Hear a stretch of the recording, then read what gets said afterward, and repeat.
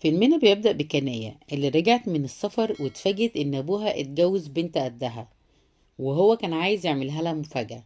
بس كناية ما حبتش المفاجأة دي، وده اللي زعلها وخلاها تسيبهم وتمشي. بعدها كلمت صاحبتها واشتكت لها، فصاحبتها قالت لها إن هي تتعرف عليها ممكن تحبها. بعدها عملوا حفل استقبال لكناية، وكانت في الحفلة صوفيا مرات أبوها، فسكرت وحضنت تيدي حبيب كناية. فلما شافتهم جات لها وزقتها في البسين، فزعلت ومشيت. فساقت العربية وهي متعصبة. بعدها تيدي كان بيحاول يلحقها، فهي دخلت في طريق الغابة وفجأة ظهر لها شخص قدام العربية، فده خلاها تفقد السيطرة على العربية وتعمل حادثة. ولما فاقت لقيت نفسها في المستشفى والتيتي كان معاها، واكتشفت ان هي فقدت الوعي لمدة يومين. فسألته مين الشخص اللي هي خبطته وبعدها عملت الحادثة، فهو أكد لها إن محدش كان موجود غيرها في الغابة، وعربيتها دخلت في الشجرة عادي. بس هي كانت متأكدة إن هي خبطت شخص وظهر قدامها فجأة، فهو أكد لها تاني إن هي ما خبطتش حد. بعدها اتقدم لها وقال لها إن هو كان جايب لها الخاتم ده قبل ما تسافر علشان يتقدم لها، بس هي سافرت، وطلب منها إن هي تفكر وياريت إن هي توافق. وبعدها رجعها المستشفى، وكانت جنبها ست عجوزة كانت على طول بتخبط بالسرير، وكناية كانت بتسألها لو عايزة حاجة، بس الست ما كانتش بترد عليها وكانت بتخبط بس. فالست قامت من على الكرسي المتحرك بتاعها ومشيت، فكناية خرجت وراها علشان تعرف هي رايحة فين. والست كانت طول ما هي ماشية كانت بتخبط بالمعدن اللي معاها. بعدها دخلوا عنبر مهجور، وكناية ما كانتش لاقياها، بس كانت سامعة أصوات غريبة. فبعدها لقيت إن الكرسي المتحرك بتاع الست خبط فيها، فلما وقعت على الأرض شافت في حديد الكرسي انعكاس صورة الست، وإن هي واقفة وراها. بس لما بصت ما لقيتش حد واقف. بعدها بصت قدامها فشافت شبح الست، فصحيت من النوم واكتشفت إن هو كان كابوس. فلما بصت على الست جنبها ما لقيتهاش، بس لقيتها إن هي ماتت وواخدينها عشان يخرجوها بره الأوضة. فخافت تقعد في المستشفى وكلمت تيدي علشان يجي ياخدها، فوعدها ان هو هيجيلها بكرة. وبعد ما خلصت التليفون جاية تشكر الممرضة على التليفون، فلقيتها ان هي نايمة، فحطت التليفون ومشيت. بعدها سمعت الممرضة وهي بتكلمها، فشكرتها تاني وبتبصلها، فلقيت برضو ان الممرضة لسه نايمة ومفيش حد موجود في المكان. فخافت وغطت نفسها علشان تستخبى، فسمعت نفس الصوت اللي كانت بتسمعه في الحلم من الست العجوزة. فباب الأوضة اتفتح وظهر شبح الست قدامها، فخافت وخبت وشها. بعدها بتبص تاني ما لقيتش حاجة قدام الباب، بس جالها الشبح من تحت البطانية. وتاني يوم تيدي جالها علشان ياخدها، ولما حكيت له اللي حصل برضه ما صدقهاش، وراحت البيت القديم اللي أمها كانت عايشة فيه. وبعد ما تيدي مشي شافت بنت صغيرة في الجنينة، وراحت علشان تكلمها، بس البنت خافت منها وطلعت تجري. بعدها دخلت بيت، ولما راحت وراها البيت ده لقيت ان في ست قاعدة، وعرفتها بنفسها ان هي اسمها بطري وان هي ام الطفلة لالا. فدخلوا يدردشوا شوية، وبطري لما عرفت مكان الحادثة قالت لها ان المكان ده بيحصل فيه حوادث كتير، وعرفت منها ان هي عايشة هنا هي وبنتها لالا من ساعة ما جوزها مات، وان لالا شبه ابوها، وهي كمان عندها الحاسة السادسة زي ابوها وبتشوف حاجات هما مش بيشوفوها، وبتقعد تتكلم مع نفسها كتير. علشان كده زمايلها في المدرسة كانوا بيتنمروا عليها وبيقولوا عليها مجنونة. فكرهت المدرسة وبقت بتدرس في البيت بمدرس خصوصي. فاستأذنتها ان هي هتروح الشغل، وقالت لها ان انت لو عايزة تقعدي مع لالا شوية وتطلعي تلعبي معاها اقعدي لحد ما اجي. وبعدها مشيت وسابتها. فكانت سمعت اصوات اطفال بتغني وكانوا بيتكلموا مع لالا، ولما طلعت لها لقيت ان لالا قاعدة لوحدها وبتلعب. فسألتها بتلعبي مع مين، فالبنت بصت وراها، ولما كناية بصت لقيت ان في واحدة واقفة وراها، وعرفت ان هي اسمها مرشا والمدرسة بتاعتها. فقعدوا يدردشوا شوية هما الاتنين، وكناية قالت لها ان هي لما بتزعل بتحب تيجي البيت هنا علشان دايما بتحس ان امها موجودة فيه. وهم قاعدين بيتكلموا في اتنين ستات عدوا من قدامهم، ووقفوا قدامهم وكانوا بيبصوا عليهم وبيتكلموا وبيضحكوا. ولما كاناية استغربت تصرفهم، مارشا قالت لها إن الناس في القرية تصرفاتها غريبة وبيحبوا يتكلموا عن الناس. فجت لهم لالا وطلبت منهم إن هما يلعبوا مع بعض، فلعبوا لعبة الاستغماية، وكاناية غمت عينيها وهما استخبوا. ولالا وهي مستخبية ظهر لها الشبح وكان بيخوفها، وبعدها اختفى. وكناية كانت لسه بتدور عليهم ومش لاقياهم. بعدها شافت مارشا داخلة بيت جنبهم، فدخلت وراها، ولما دخلت الباب اتقفل عليها، فحاولت ان هي تفتحه بس ما كانتش عارفة. ولالا لسه الاشباح بتطلع لها بره وبتحاول ان هي تمسكها، بس لالا قدرت ان هي تهرب منهم. وكناية في البيت لسه بتحاول تلاقي مكان تخرج منه، والاشباح بقوا معاها في البيت.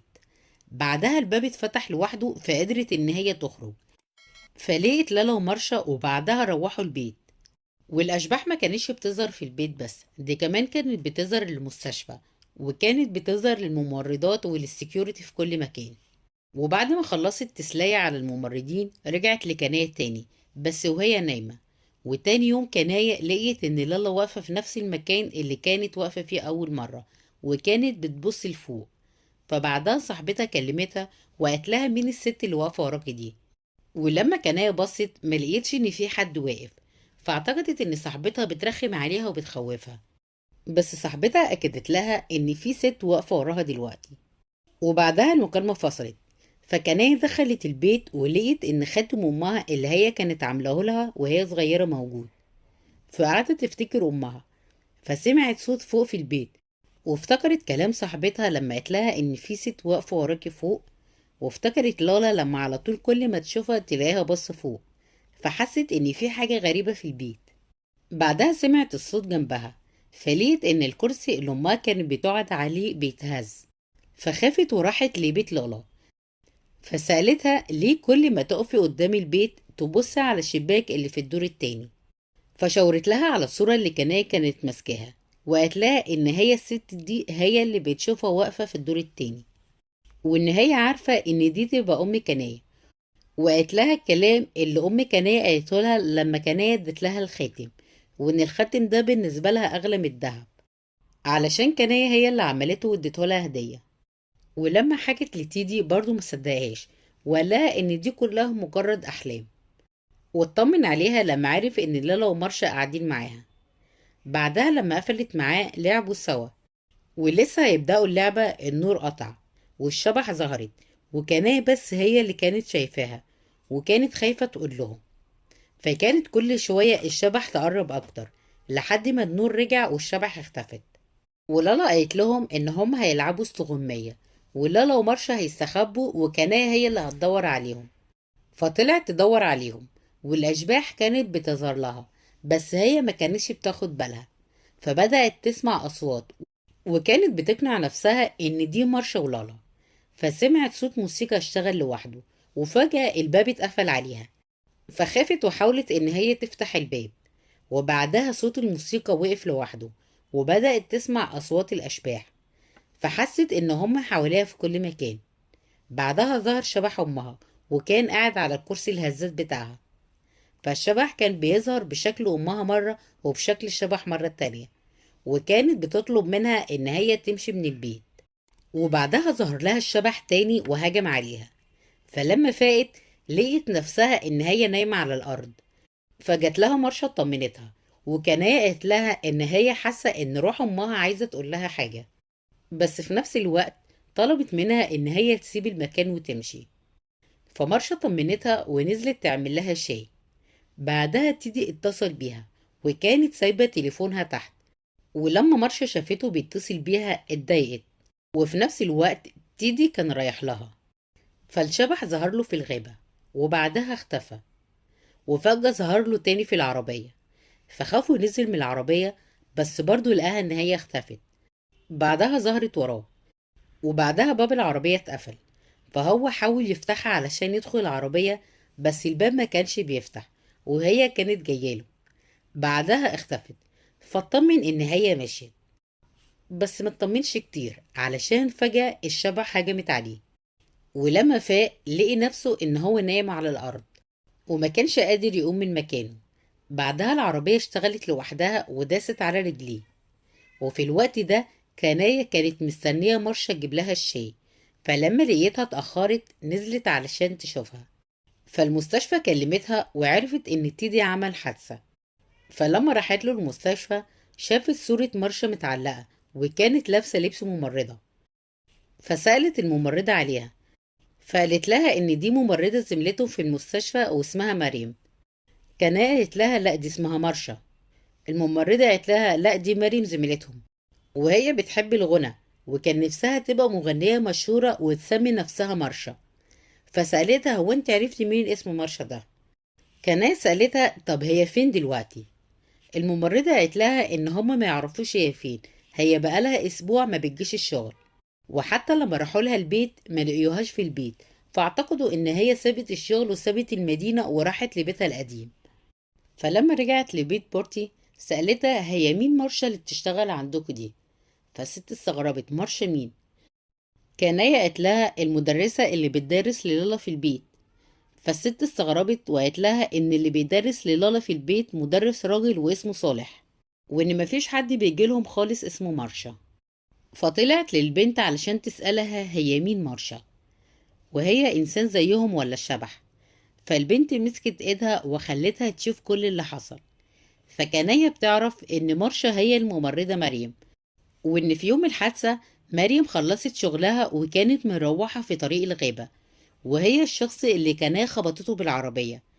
ولما تيدي راح وراها فشافها وهي خابطة مريم، فنقلها عربيته. وفي الوقت ده مريم كانت لسه عايشة، فطلبت منه ان هو يساعدها، بس هو خاف ان هي كانت تتسجن بسببها. فخد مريم جوه الغابة وكان بيحفر لها علشان يدفنها. فهي حاولت ان هي تهرب منه، فراح لها ومسكها وكسر لها رجليها علشان ما تقدرش ان هي تهرب. فحطها في الحفرة ودفنها وهي عايشة. بعدها شافت نفسها لما كانت قاعدة والستات في القرية كانوا بيبصوا عليها وبيتكلموا وبيضحكوا. فهم كانوا مستغربين علشان شايفينها بتكلم نفسها، وإن كل مرة كانت بتشوف مرشا في الحقيقة هي مجرد شبح، وإن هي مش إنسان. فعرفت إن روح أمها طلبت منها تسيب البيت وتمشي، علشان عارفة إن روح مريم عايزة تنتقم من تيدي، وممكن كمان تأذي كناية. فبعدها بيجيلها مكالمة من المستشفى وبتعرف إن تيدي اختفى ومش لاقينه خالص. وعرفت إن هما لقيوا تراب حوالين السرير بتاعه. فعرفت إن روح مريم هي اللي خرجت من الحفرة وراحت خدته علشان توديه المكان اللي هو دفنها فيها. فراحت للمكان اللي هي خبطت مريم فيه، وكانت بتدور على تيدي، وكانت بتطلب من مريم إن هي تسيبه وتعاقبها هي. ومريم كانت بتظهر لها وبتتحداها، فشافته هي بتشده وكانت هتدفنه في الحفرة معاها. وكناية كانت بتحاول إن هي تخرجه منها، وفي نفس الوقت مريم تحت وكانت بتشده جوه الحفرة.